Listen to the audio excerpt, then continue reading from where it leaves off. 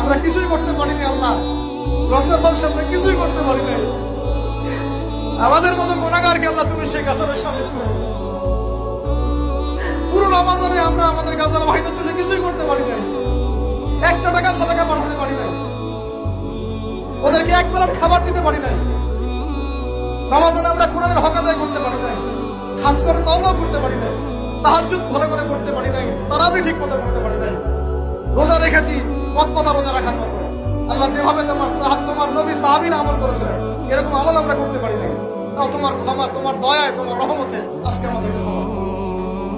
এবং এই শিক্ষাগুলো থেকে আমাদেরকে ভবিষ্যতে তৌফিক দান করো, যাতে করে আমরা তোমার রেজামন্দির মতো করে জীবনযাপন করতে পারি, গুনাহমুক্ত জীবনযাপন করতে পারি, ইসলামের জন্য একদম জান মাল সময় সব উজাড় করে দিনের খেদমত করতে পারি।